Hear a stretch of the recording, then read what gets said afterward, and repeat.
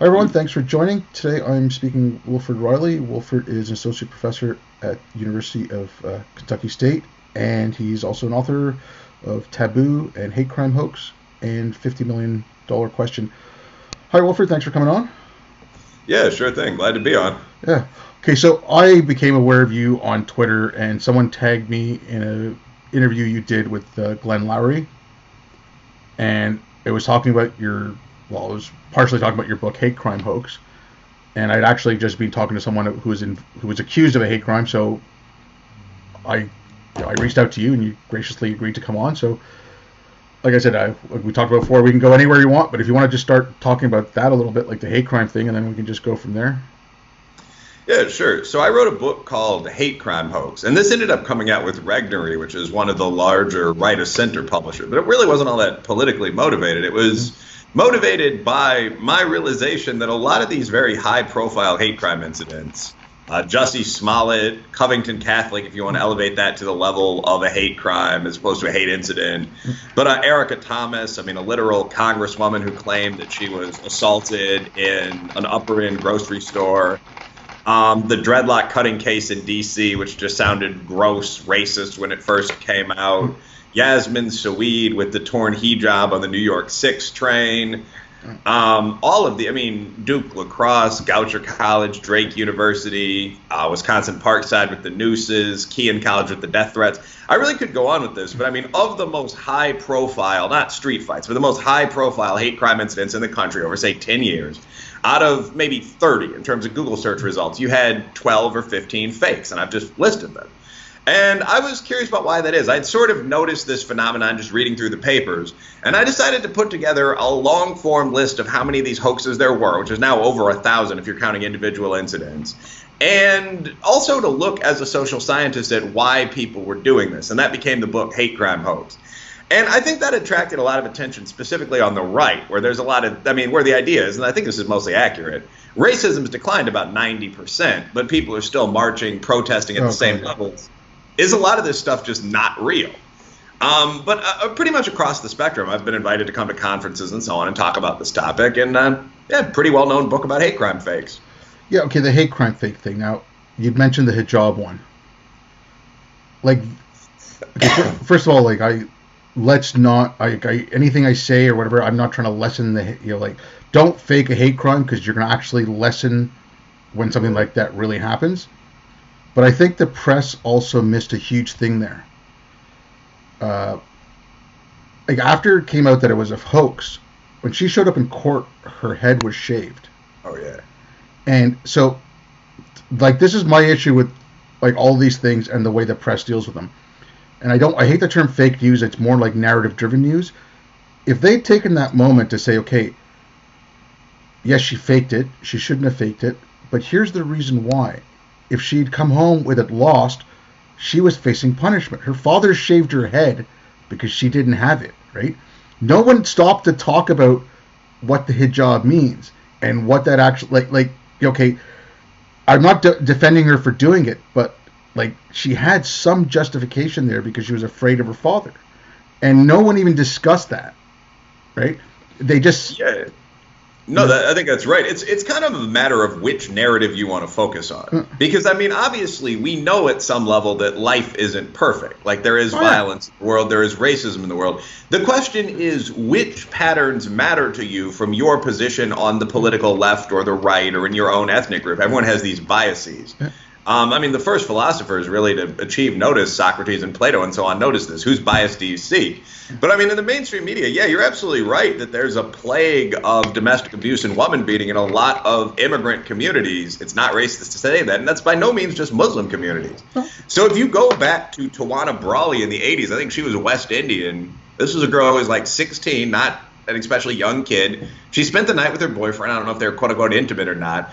But then she made up this whole thing where she claimed a group of white guys had kidnapped her. Basically, she didn't want her dad to beat her ass.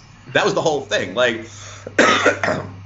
She was aware that if she came home and she said, well, I've been over at a young man's apartment, even if there was an innocent reason for the start of that, they'd been studying together or something, he was going to physically attack her. So what she did instead was literally stuff herself into a garbage bag smear herself with dog feces, as it turned out, write racial slurs on herself, and say that she'd been attacked by a group of white racists. And the motivator for all that was not wanting to catch a beating when she got home. And it's the exact same thing with Yasmin Saweed. She'd been out drinking with a group of Christian friends, Yep. and when she came home, I think there were some light bruises or something. You might be right that she'd lost the hijab, and the explanation was, well, I was attacked on the train, so that the family would be sympathetic instead of abusive. Yeah, and that subtext has never been, I think you may be the first person other than one article to bring that up. Yeah, I mean. Yeah, no, but like that's, I think, like, okay, the racism thing, all right? I grew up in Montreal. I was born in India. I'm brown. I was about 15 years old. I was taking the bus, and on the seat back in front of me was written white power, black caca, and the only word they spelled correctly was caca. And as soon as I saw that, I started laughing. And I'm like, I can't take this shit seriously anymore. I just can't. If that's your thinking, well, then I'm better than you. And like, it hasn't bothered me since then at all. Like I get more bothered by the I don't even want to call it soft bigotry, but it's hard bigotry, but the hard bigotry of low expectations. Oh, well, that's just them. They don't know better. It's like, screw you. Just like, I just can't take that. Like, that bugs me more than someone calling me a packy or a towel head or something. Yeah, I pretty much feel the same way. I mean, so, again, I think that this gets into the idea, every society has narratives. Yeah. So, I mean, in traditional white Western society, except for the Greeks and the Romans, there was an extreme focus on homosexuality, of all the niche things as being bad. Yeah. I mean, faggot, bluntly, was one of the worst things people would call each other. There was this women who seemed to be about 40% bisexual in the era of real science were supposed to absolutely deny this as well. It was just this weird thing that we focused on. In reality, of course, there's nothing wrong with being gay. Who cares? More women for the rest of us. But the point is that this became the narrative. You absolutely couldn't be, quote unquote, a queer. And this dominated discourse for decades. And now it looks like we've moved toward racism as like the taboo du jour.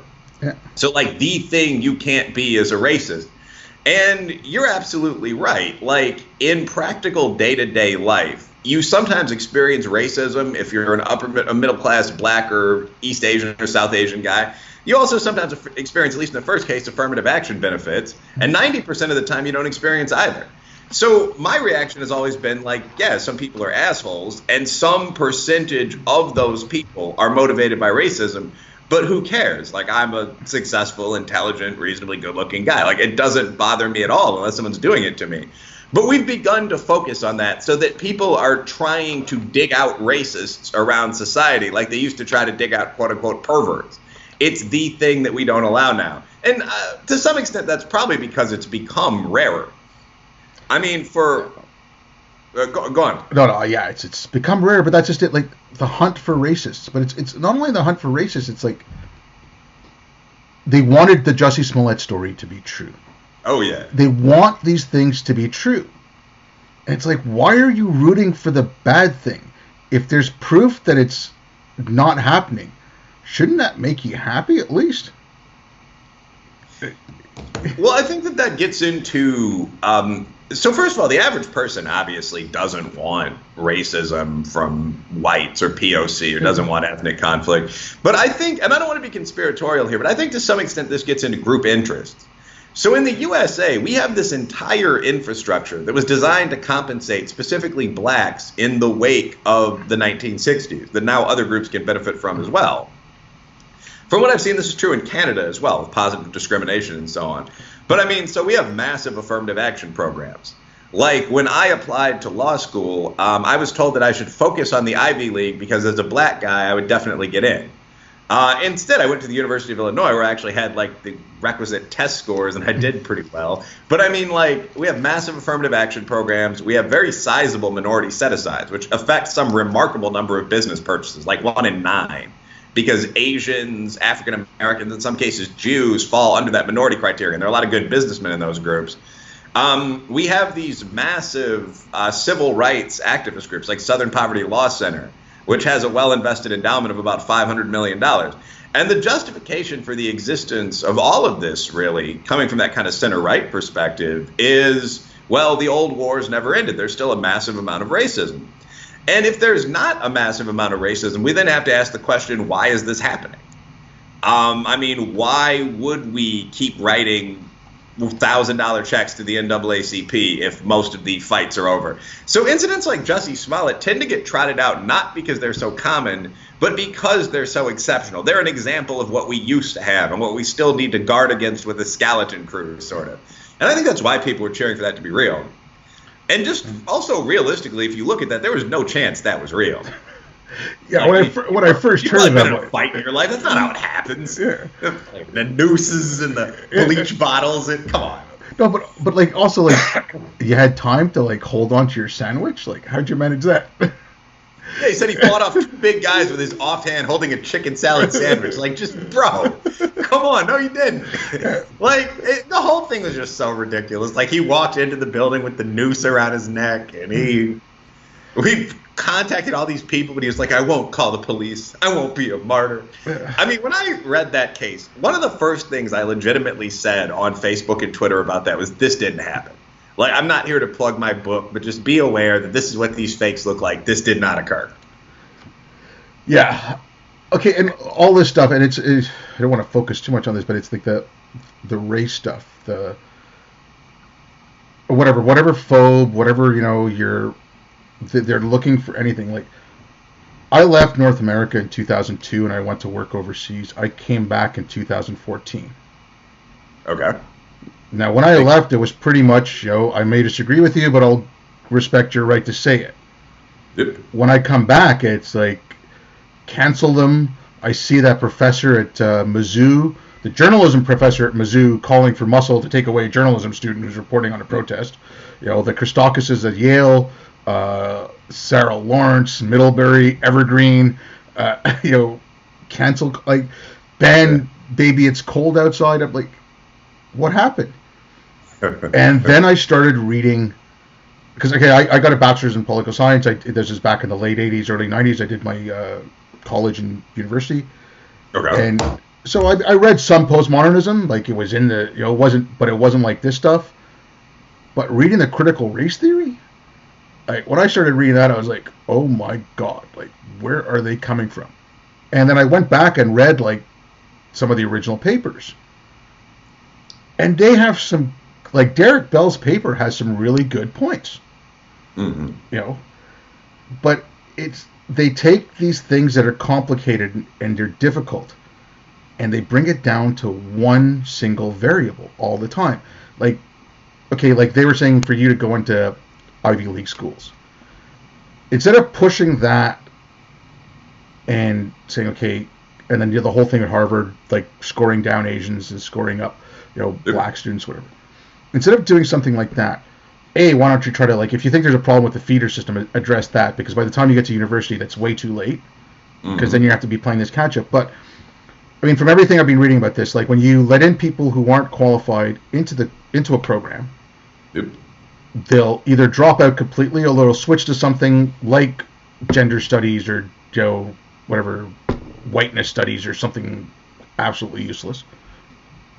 But, like, instead of doing something like that, if they said, okay, you know what, we think you're good enough for Harvard. We think that Harvard wants you. You've shown like improvement, like all through high school, everything, like, you know, you're getting better, but you need to prepare. So we'll, you know, do a prep year at a community college, and then if you get a certain grade point average, you've got a spot waiting for you the following year. You know, like, if you want these people to succeed, why not make a program to get them to succeed instead of just throwing them to the wolves in Harvard? And then if they don't do well, the actual real racists will say, see, we told you they can't do it, right? Yeah, and I mean, like, upper class white and Asian kids are pretty predatory too, although fun to hang out with. Like, if you show up in a Harvard classroom and you have a 1090 SAT, man, it's gonna be ugly. Like, I mean, yeah, the first couple times you get called on are not gonna be all that pleasant for you, especially thinking about a law school. So, I mean, just it's all, first of all, I mean, I agree with most of that there. I think that in terms of, there's a lot here. This actually gets into my schema about racism when I speak on college campuses. I think basically 4 things about racism. Obviously, humans have a tendency toward in-group bias first. And obviously, in the USA, we have a bloody racial history, which obviously whites doing the worst things, but all groups literally fighting each other until fairly recently. I mean, the final Indian raid in the country is like 1910.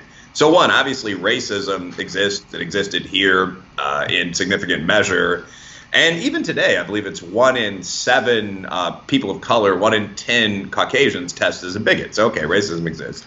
But point 2 is that we've spent a massive amount of time and treasure since the mid-1950s trying to change this fact, and specifically the USA. I don't know about Canada.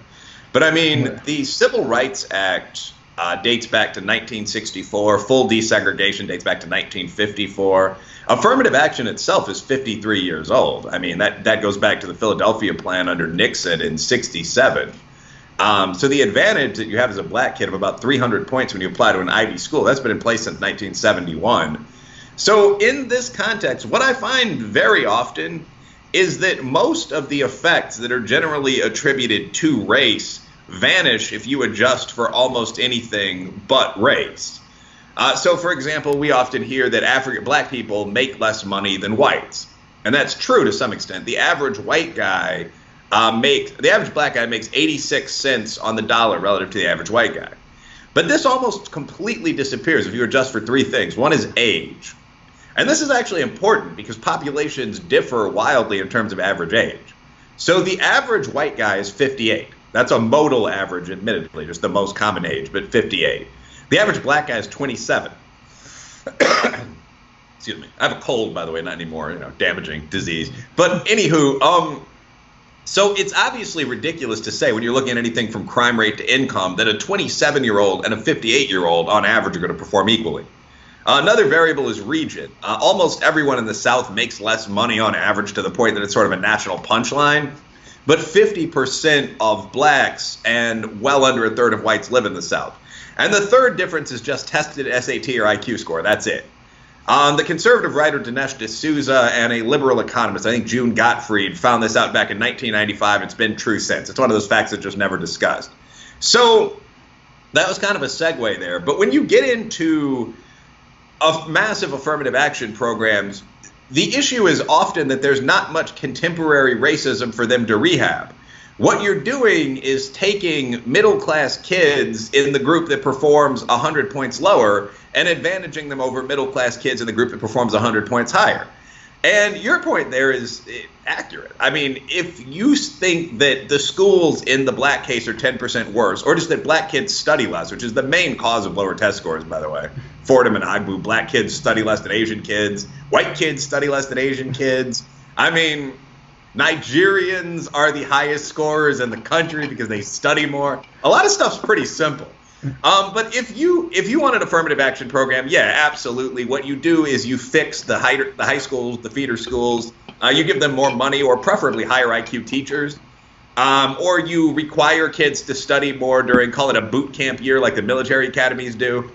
The military academies have a really good model here because most people that want to go there are white athletes from the South. And I don't mean to make, group generalizations. That's not the highest test scoring population in the country either. But they put almost everybody in these prep schools, naps and so on. And at the end of that, after getting your ass kicked by a sergeant for a year and learning how to study, then you go to West Point. That would work. But yeah, you're absolutely right. Just taking people and putting them in an environment that's 100 points higher scoring or 200 points, we want to be honest, yeah, that's not going to do anything positive. Final point, you wonder if that's the intention.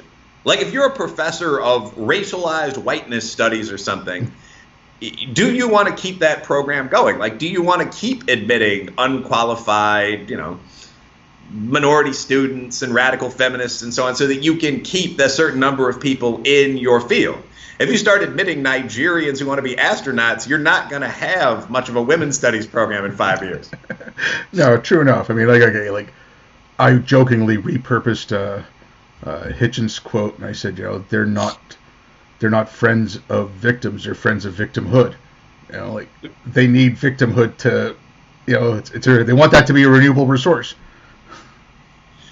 Well, I think that there's also, on the left, there really is a dispute between capitalism or mercantilism, if you prefer, and communism that goes back for 100+ years, depending on how you define communism. So I think that many leftists view minorities as a potential lumpen proletariat, basically. Wonky but accurate. I think that I don't find that the average person who went to Vassar is more cool with working class black kids than the average conservative athlete or soldier at all. I think that what they feel they can get from working class black kids is allies to oppose like this filthy system. And you see that a lot. The idea that what you have on the left is a coalition of the fringes. Like here we have the feminists and the Muslims. And as soon as I hear that first line, I'm like, what? The transgender people and the rest of the feminists. What? And Elizabeth the Warren, undocumented immigrants and the union workers. Like that makes no sense. Elizabeth Warren telling you her pronouns. Yeah, and everyone, until my current relationship, I was in the dating scene, whatever. But I mean, like, everyone I've ever met who listed their pronouns on, like, their Tinder was an upper-class white chick. It's never a risk. It's never, like, me saying, my pronouns are actually her and hers. Yeah. I'm not going to cut my beard, though. It's always someone just doing the... Well, and I do think, again, don't want to generalize across groups, but I find this to be an upper-middle-class white liberal thing. Like the risk-free virtue signaling, like walking around with safety pins to show that you're opposing Donald Trump, or posting your pronouns and preferred mode of address on Twitter, but it's him. I mean, like, there's not really much risk that goes along with that.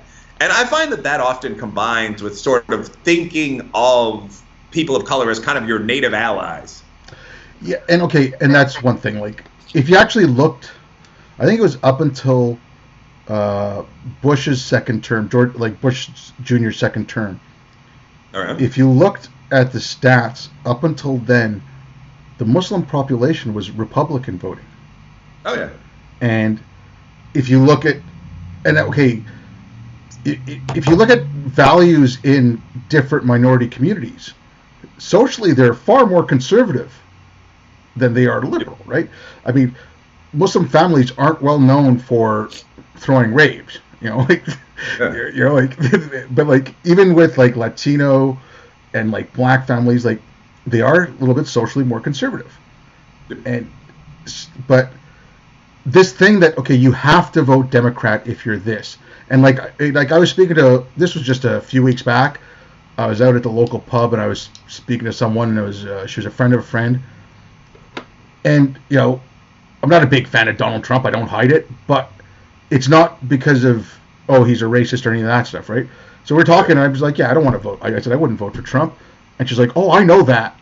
I'm like, and she's like, well, I don't want to, was a profile you, but it's like, well, you just did. Like, you go on about how you're not racist, this and that, and you're just assuming because of the color of my skin, like, because we were disagreeing about just about everything, and I think the only thing we agreed on that we wouldn't vote for Trump, and she's like, well, I know that anyways. It just, yeah, but then if you want to talk about racism, that's a bit of racism there. Like, it's like, it didn't, like I said, it didn't bug me or anything, but there it is. It's that hypocrisy where you, yes, I want to protect you.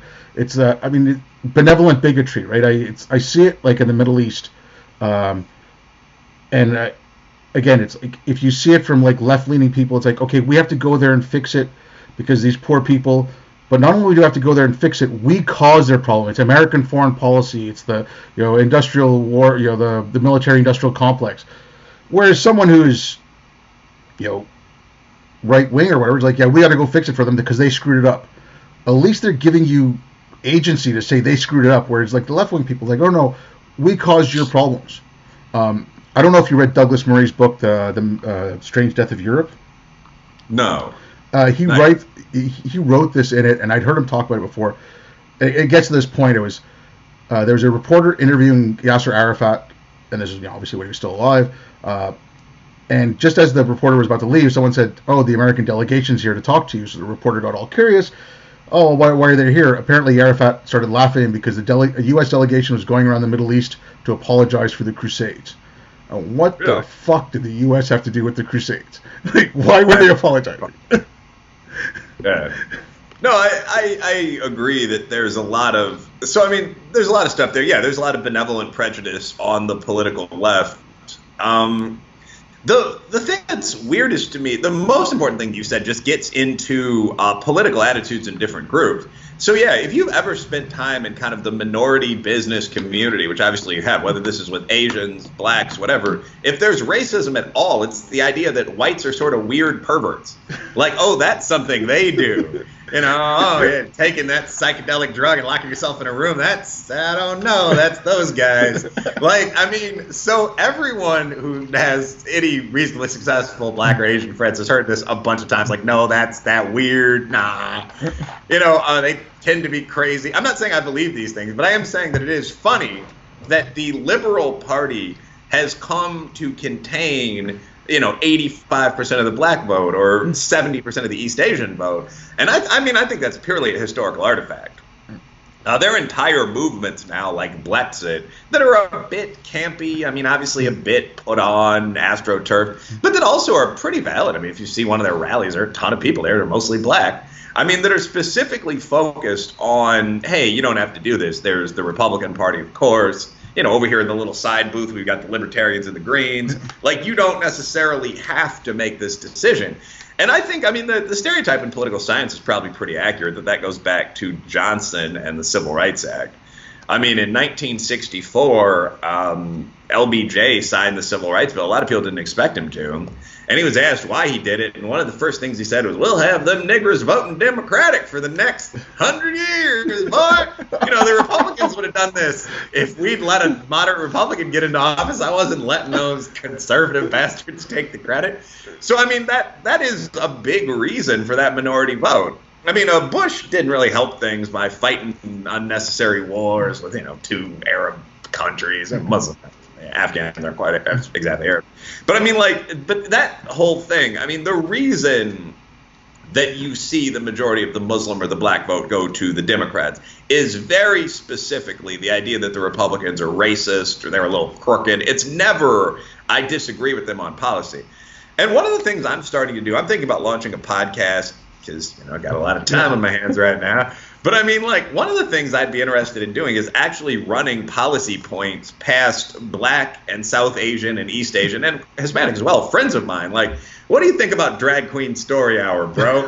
And I think it would just be, I don't need to do accents for what do you mean? The what story hour? Okay, I'll give you the contacts of my 80-year-old aunts around the U.S. You can speak to some old Pakistani women, what they think about that. I'd love to do that. I would love to talk to your aunt live. Ma'am, so I'm talking to you as a voter about a program called Drag Queen and Sex Worker Story Hour. And what we do is we take people who are feminist drag performers and or prostitutes, and we have them read to young girls. And I can just imagine by the time you got to that point, it'd be a wrap. Oh my God! Maybe I shouldn't because she's in her 80s. She might have a heart attack if you asked her that. No, but just the idea of, it's ludicrous, man. I think that the response would overwhelmingly be no. No, there's not at all. No way we should do that. Yeah. Okay, just one thing you touch on, because I bring this up, I brought this up with a couple of people, for minorities and the racism thing, right? Okay. So I was born in India. My family moved to Canada when I was 6. And we'd go back, every few years to visit. The first time I went back, I was 10 years old. And my grandfather said something to me then, which he'd said to me before we'd moved to Canada. When I was misbehaving, he's like, if you don't stop misbehaving, I'm going to marry you off to the black girl down the road. Okay. And that was his punishment. That's racist as all hell. The punishment was going to be that he was going to marry off to the black girl. I bring that up because that story in the New York Times earlier this year, or was it later last year? It was the 4 black girls in Brooklyn that got beat up by the 2 Indian boys, and one of the Indian boys pissed on them. And the op-ed in the New York Times was, "This is due to whiteness." Pardon me? Because I bring that because I've seen it. I've seen racism from. Okay, and it's like the Archie Bunker type of racism, right? They don't. It's just kind of like they don't know what they're not really racist, but it's just in their language, and that's how they think. If you get what I'm trying to say, but to reduce that down to its whiteness, you're not doing anything to help either of those two groups, right? there is an actual problem there. Try to find out what that problem is. And now you're getting, black kids, Indian kids, or South Asian kids, I don't know exactly where they're from, and white kids, like, at odds with each other. I mean, like, I don't see any purpose in that except for causing strife. Well, I think it's just, this is what happens when you become attached to a narrative. Like, I mean, if you look at a fight between members of minority groups, like slurs are used by black women, Indian guy slugs a black woman, pees on her, it's an ugly fight, high school fight. I mean, the obvious response is these kids are acting like assholes and give the kid a week in jail or something. But if you believe that everything dates back to the white man, like the white man has taught minorities how to hate, you're again engaging in that form of benevolent discrimination. You're also showing a shocking lack of understanding of history. And so, again, in addition to actually running policy points past, everyone's buddies or grandmothers, I mean, I think one interesting point would just be to actually talk to leftists about some of history. I mean, like the idea that people will often say that, for example, East Asians were taught bigotry against, say, Muslims or blacks by whites. And it'd actually be interesting to run that through historical context. Like, what about the sultans of Mysore in this period, if you've read any books about the area? In a sentence, just, racism is a pretty universal characteristic. Yeah, okay, when I wrote when I wrote my college dissertation, the most racist group was old Asian men, by far. Well, yeah, no, but, okay. Well, you mentioned this earlier, and, it's human nature. We discriminate, First, we discriminate by, this is my mother, this is my, like when you're a little kid, you recognize your parents and the people that are going to protect you. That's your family. And then as your group gets bigger, you discriminate by different things. I mean, it's part of our human nature. To be human is to be prejudicial in one way or another, right? It doesn't, like, I like redheads, he likes blondes. It's, I'm discriminating, but it's not like being evil. So to say, you learn prejudice from white people. I mean, it's to take away part of the humanity of, and I hate the goddamn term people of color, but like, whatever. And apparently that's wrong too now. I don't know if because I've been keeping up on the critical race theory stuff. People of color now apparently is wrong because apparently it was made up by white people to have a blanket term for all minorities so that they couldn't focus on the individual problems of different peoples of color or whatever. So that just so you know now that's apparently a wrong term. Yeah. Whoa. Whoa. Yeah, I mean, I don't even have a comment on that. I mean, this is just nonsense. I know. I do think it's funny that the left spent 60 years trying to redefine the horrible term colored people, and what they came up with was people of color. I mean, not the most inventive bunch, but I mean, like, if you actually look at some of this stuff, I mean, my college dissertation, which became the $50 million question, actually looked at, like, did you ever read Andrew Hacker's Two Nations? Huge book in like 1995. Look into that. Yeah, the Two Nations, Separate and Unequal, by a far left white social scientist, but a good social scientist for all that. But what Andrew Hacker did was, among other experiments, ask a bunch of black or white people how much they'd have to be paid to be black. Now, there are some problems with the experiment. Like, for example, he used Irish and Italian guys in Queens. And if you're familiar with different groups of people, that's not a fair, go down to South Boston. Like, what do you think about the guys one block over? But anyway, so he asked a bunch of white guys how much they'd have to be paid to be black. And the average answer was $50 million. And this is really, along with Cheryl Harris, the piece that started white privilege theory, and in Macintosh as well. But the idea was the reason these white kids said $50 million wasn't that they were Italian thugs at the local university. It was that they were racist and they understood the value of white status in this racist society. So part of my dissertation, the paper that began it, that was really, I think, my first publication, I just asked my group of friends, which I've been describing throughout this. I mean, a large group, many middle-class black, Asian individuals, Hispanic individuals. I asked about 100 people how much they'd have to be paid to be white. And the average answer was $80 million. It was exactly the same thing in reverse if you adjust for inflation. And people were engaging in a number of anti-white stereotypes, like they can't dance, they're poor lovers, they're bad with money, just like all the negative things you might say about whites from a minority perspective. White men can't jump? Yeah, that was actually, I mean, one of the black guys mentioned that. Like, I feel like I'd lose some of my athletic ability. It was a guy named Shimar. But, I mean, So I took that, and obviously the survey became much more anonymous. It became longer, proper protocols. But I gave that to thousands of people, and that became the college dissertation. Like, what would it take for you to actually change your race, your sex, your sexual orientation, and your religious faith tradition? And the results are pretty interesting. Like, the group least likely to change race ever for a negative reason, which is a secondary question, was Asian American men over 50. So older East Asian men were the most racist group. Whites and blacks were tied. Hispanics were the least racist group. Muslims were the group most attached to their faith. But what you found was that these levels of bigotry were very consistent across people, one. And two, that people were much more attached to a lot of other things than they were to their race. Like, if you ask males, how much money would you have to be paid to change your sexual orientation? People would get extremely annoyed. Like, people would write on the survey things like, I ain't about that. Like, just take it to that next level. So, I mean, people tend to value being heterosexual, being upper class in the sense of education and taste. I wouldn't want to lose, I'm not speaking of me, people would say I wouldn't want to lose my family background, my taste in music. People tend to value religion. I mean, a number of things much more highly than race, but all groups tend to be roughly equally racist. Whites and blacks were almost exactly equal. Another interesting point there was that they only disliked each other. American whites and blacks don't have a problem at all with, say, Latina women as a group. They are used to fighting each other. So racism complex, but it exists for everyone. Yeah. Okay. We were just before we started recording this. You'd mentioned the 1619 project and the 1776 project because you talked about history just earlier. Okay. So when the 1619 stuff came out, I started reading it. Then I started reading the critiques of it, and I was like, okay. And then I started seeing the 1776 stuff come out. And I mean, okay, there's only two things I read out of there.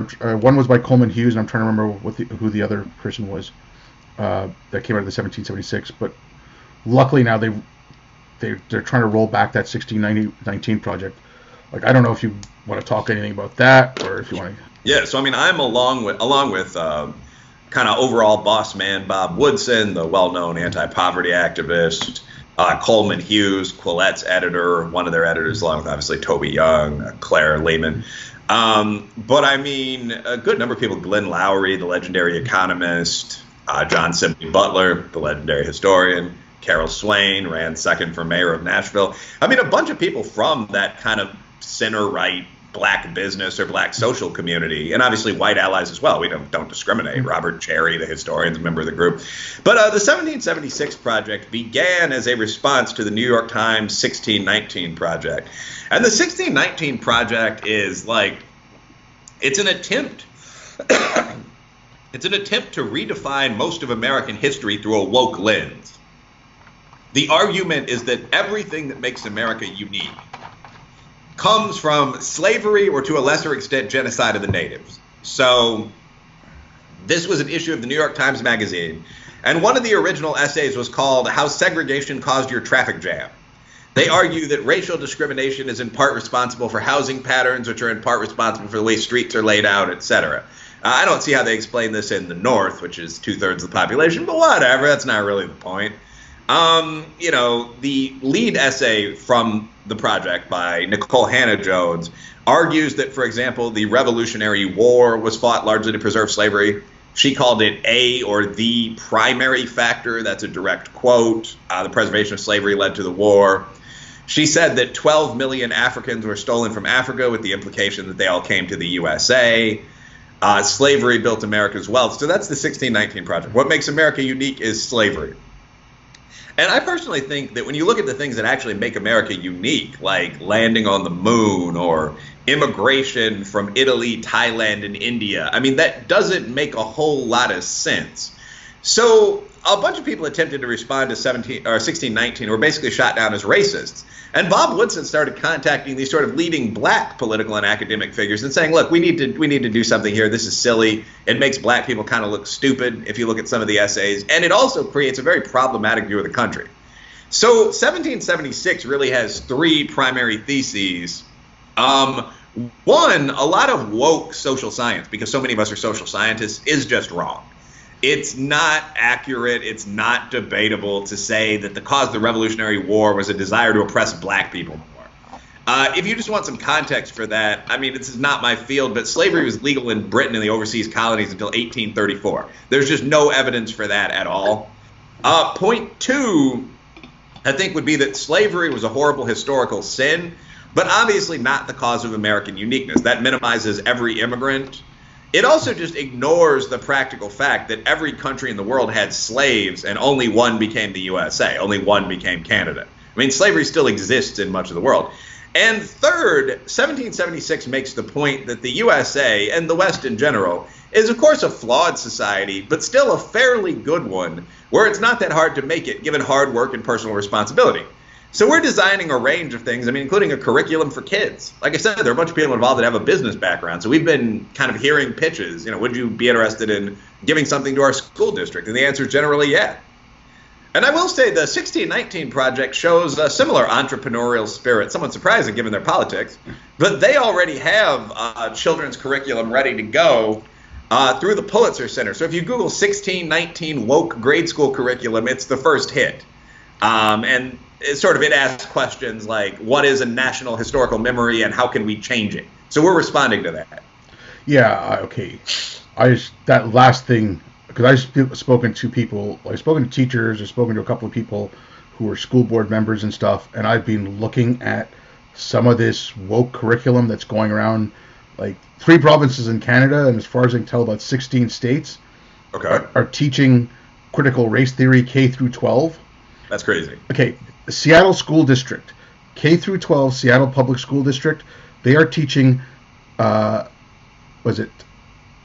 ethnically diverse math or something like race math with critical race theory.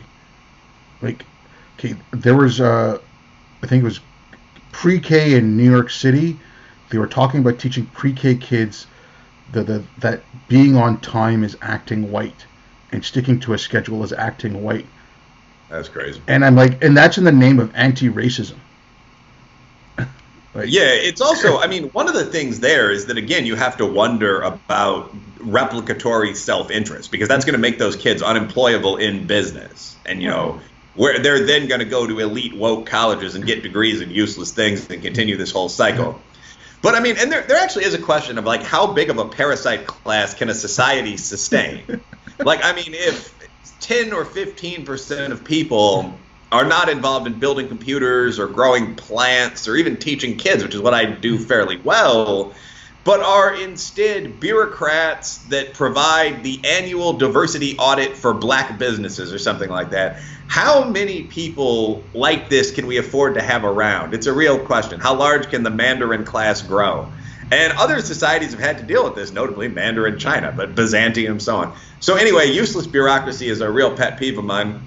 But I mean, there actually is a danger to some of this. Like, I read the Seattle math curriculum, which is what you're talking about, and a lot of it sounds like something from the Tityina McGrath Twitter account. Yeah. Like, at one point, they asked the question, who decides which answers are right? And I was just looking through this like, God? I mean, there are clear replicative patterns in society and in numbers. Yeah, no, it's... okay, my biggest problem with all this, okay, forget the useless students, which is huge.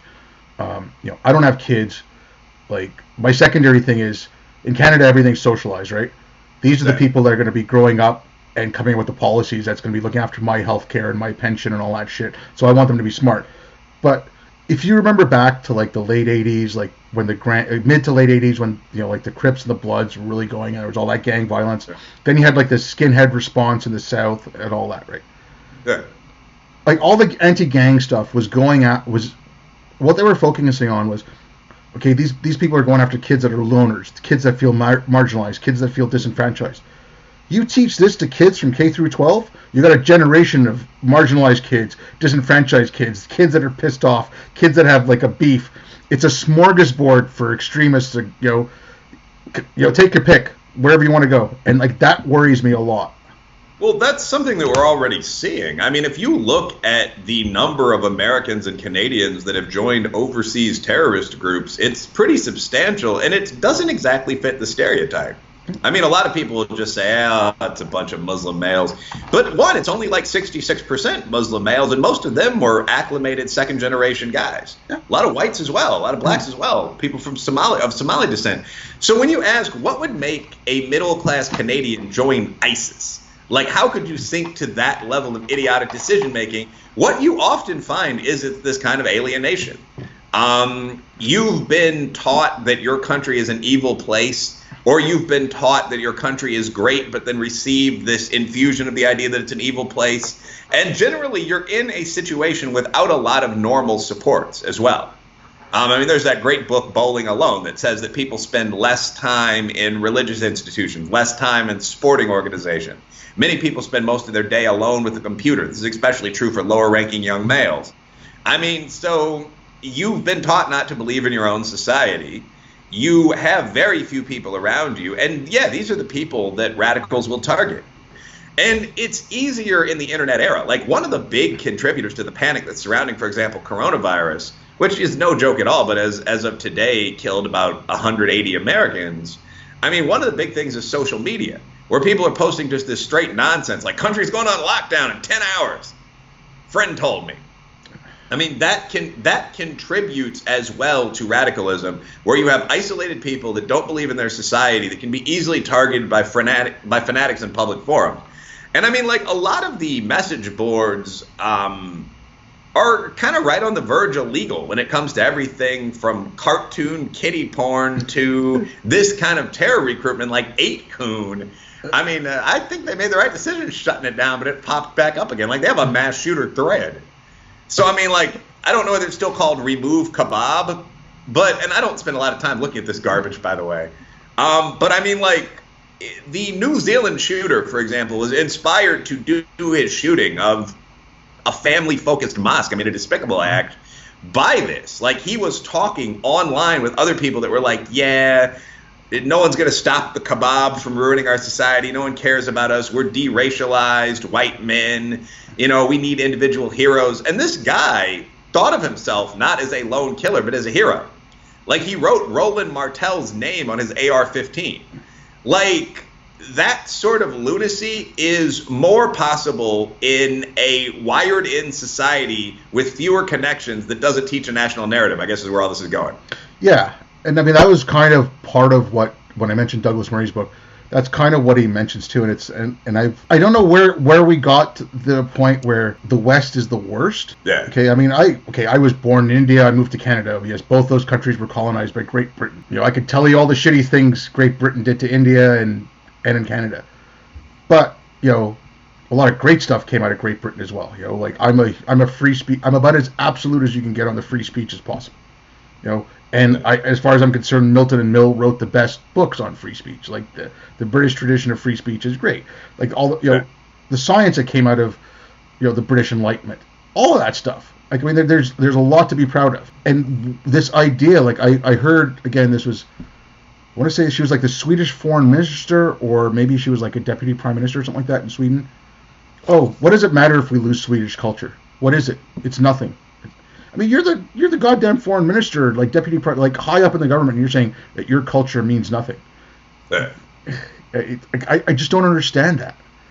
Well, it's interesting. I mean, I think that there are a lot of questions there. Like, to what extent is culture fungible? To what extent does culture tie into race? I mean, quite a few. So in the United States, one of the aspects of our culture is that we are, I mean, it's the whole idea of the melting pot. Yeah. Right. We're an adaptive culture. So, I mean, if you ask someone the most American food, they would probably say pizza or tacos. No one would say, drumstick of Virginia turkey or something like that. I mean, samosas would be in the top 15. So we have a very flexible culture in the U.S., and I think that's largely a good thing. But I think that even in the USA, a key element of successfully immigrating here is acclimating to our culture as it currently exists. You can introduce elements, but in general, you can't remove them within one generation, I think is a good way of putting it. So you can't say non-Sharia law, that's something that has to go in the USA. I also think that this is a debate that has to take place country by country. Like, is your national identity tied to the ethnicity of the historical population? Is it tied to a particular religion? Like Sweden's a tiny ass country that's been basically demographically Swedish since the Vikings. Yeah. I mean, are they willing to take in a population of other highly civilized people, if you're talking about Egyptians or something, but then make them Swedes? Is that something they want to do? And if not, you really have to think about what your immigration policy should be. Okay, now I've heard, like, I worked overseas and I traveled a lot. Like, a couple of companies I worked for were European. So I worked in France and in the UK and then back in war zones. Now, in the UK, I heard from family members saying things like, and these are second and third generation. Like, one of them who told me he'd married my cousin, and him and my cousin own a successful law firm. They have like about 100 lawyers working for them, plus all the ancillary staff, right?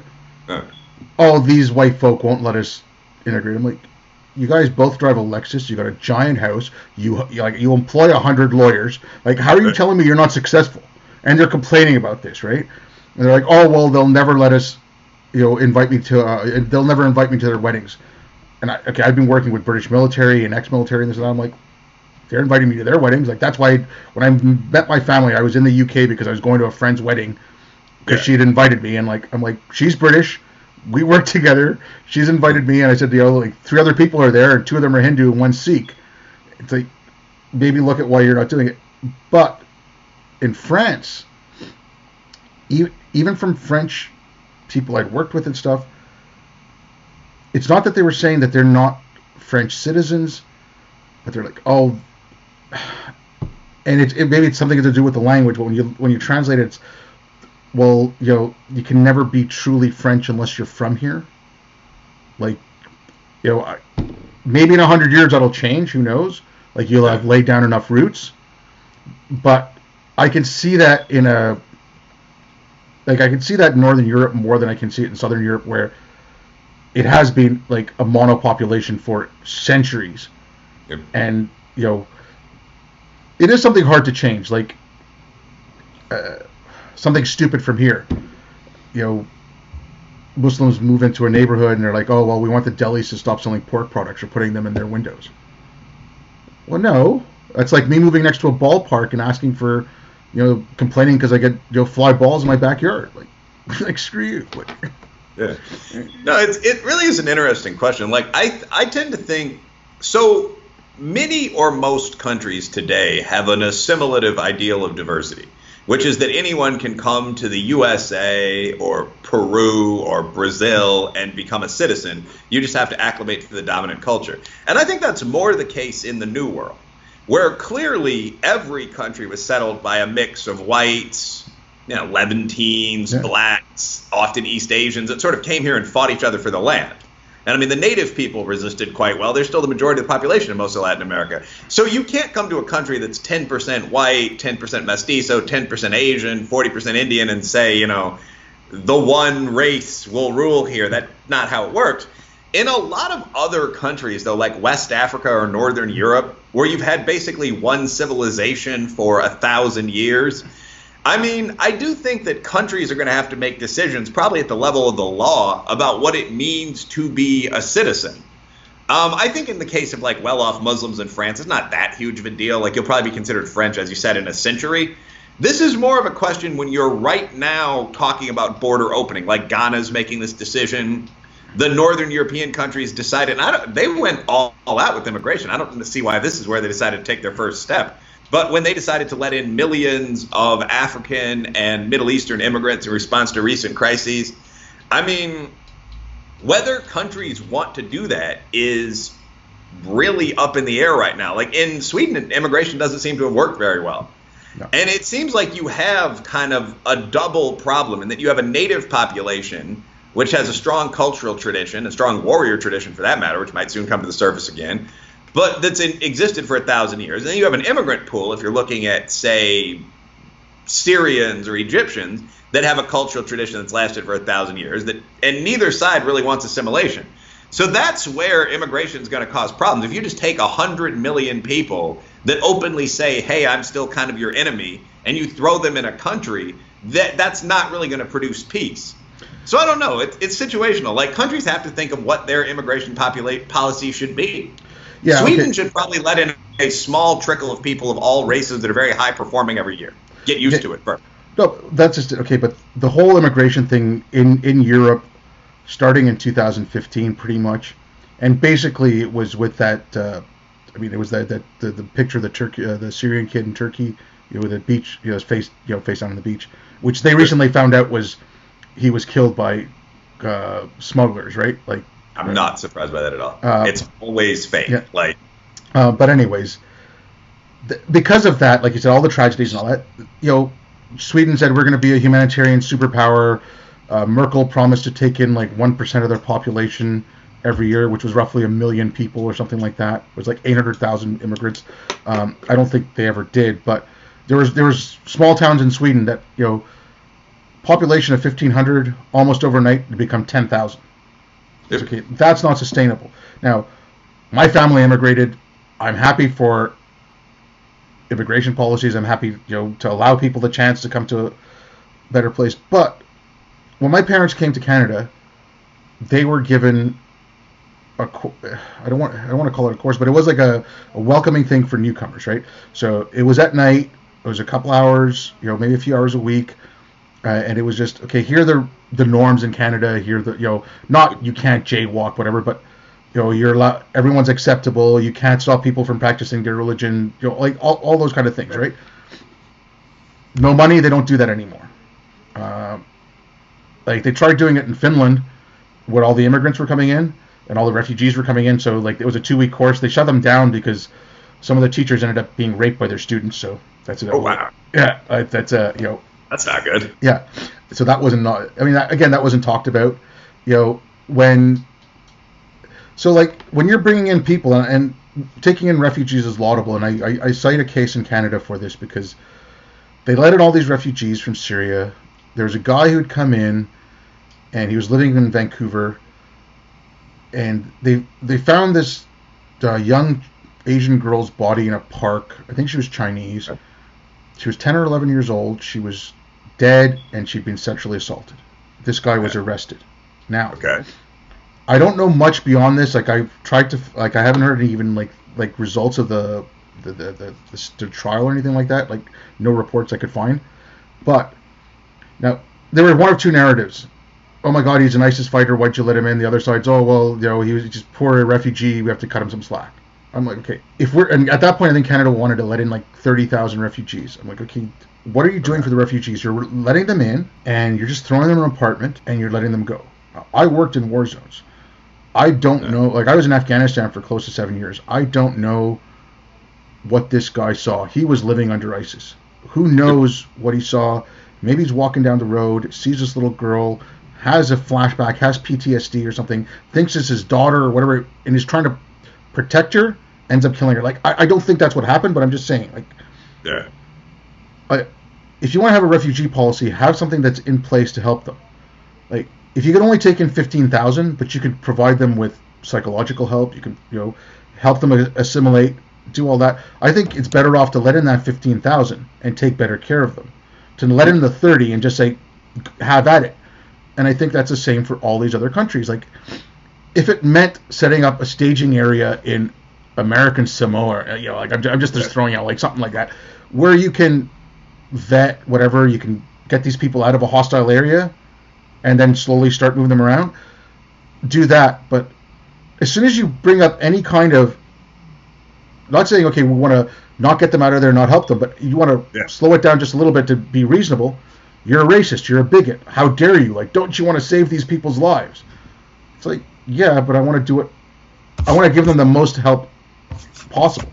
Like, half-ass measures and things like refugee asylum doesn't help, doesn't work.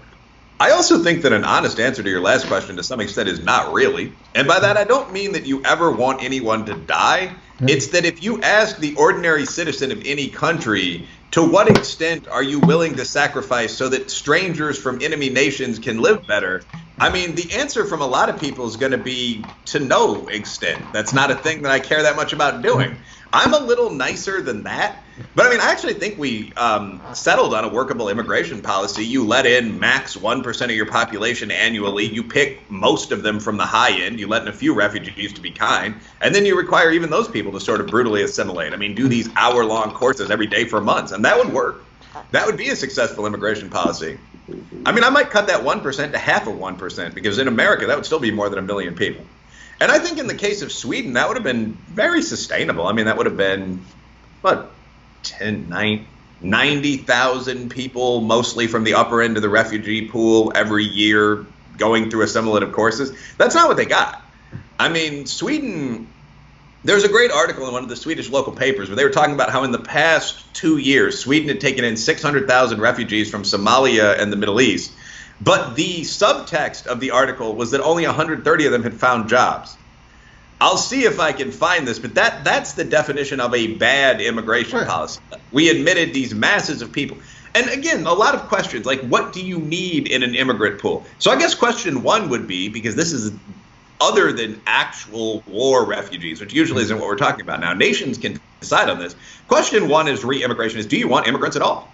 There are countries like Japan that are just flatly like, nope, we're Japanese and we're mildly racist about it. You're not coming in, buddy. American, Indian, greatest countries in the world? Nope. I actually once, I was talking to my students about immigration, and they were all advocating for basically an open borders policy. And one of the assignments in this class, which is a college-level honors class, was to see what other countries' immigration policies were. And the funniest one that I got when the students turned in the typewritten assignment was like the Hungarian ambassador had been contacted. We're in the Kentucky capital city, and Cincinnati and Chicago have individuals representing different countries. He was asked, what do you have to do to get into his country? And he said, quote, $500,000 or be Hungarian, and hung up the phone. And I mean, so first, you can decide whether you want immigrants at all. If you decide you do want immigrants, I think that, again, so then you have questions about, is there a demographic pool you want? What do you do about the traditional majority in the country? And third, if you decide we're an open entry country like the USA and Canada do, that's when at the most liberal level you get into 1%, 50% highly qualified, everyone takes assimilation courses. But only that's going to work. If you just took 5 million Turks, I'm picking a highly civilized, well-off country, and dropped them off in Daytona Beach, there'd be a lot of issues. I mean, that's not something you can do. No. Okay, the Turk thing, and it just because of my uncle lived in Switzerland, and I went to visit him when I was a teenager in the 80s, and he told me the story. It stuck with me. So they were taking a lot of Turkish immigrants into Germany at that point. And so there was Turkish and Moroccan, and I can't remember if it was Turkish or Moroccan, but the police got called to this apartment because they're right around the time of there's the Eid after Ramadan, and 2 months after that, there's the other there's the Eid where you slaughter the animal. Okay. Right? And that's to commemorate, Abraham willing to sacrifice his son and all that, right? Yeah. So if you go to the Middle East, you go to South Asia, most Muslim countries, the families will bring like goats to their house and have a pen for the goats, and they would slaughter the goats on that day. So these guys brought a goat into their apartment. They slaughtered in the bathtub. The neighbors heard. They called the cops. The cops show up. There's blood all over the bathroom. That's it. You've got to culturally assimilate. I mean, or at least muzzle the goat. You want to hear a random story along those same lines? Sure. When I was in law school, a buddy of mine, I'll call Imtiaz Hassan, had a summer internship in Washington, D.C. He was down the street from Capitol Hill. And he is a Sikh by background, and he lived with 3 other guys, all of whom were also Sikhs. And they were young men, so that this apartment was a shithole. It was just like computer. There's nothing in there but computers on desks and pictures of Sikh holy men on the walls with these long beards. And one of them was a shooter, so this is before DC tightened up gun rules. They also had some guns in there. So one of the neighbors came over to get some oil or something, because these are all great guys. But she got some oil and then contacted the feds and just said, I found an apartment, which is nothing but computers, pictures of Osama bin Laden on the walls, and apparently some weapons. What are you going to do? So apparently the federales ran up in the apartment, threw everyone up against the wall, started asking them questions. And it finally turned out, I mean, obviously this was a bunch of lawyers, but still, there is something to be said for adjusting a bit. By the way, my computer's going to go dead in about a minute. Yeah, sorry, I was going to say I've kept you on a bit. I don't want to keep you too long. If you want to just let people know where they can get a hold of you, and then thanks for coming on. Thanks for talking. It was fun. Sure, love talking to you as well, man. I'm Wilfred Reilly, WILLFRED, REILLY, literally on Twitter, Facebook. That's who I am. You can find my email by searching that too. You can also find the books Taboo, 10 Facts You Just Can't Talk About, Hate Crime Hoax, and The $50 Million Question on Amazon or wherever fine books are sold. So, all right. Well, thank you very much for coming on, and thanks everyone for listening. I'll be back.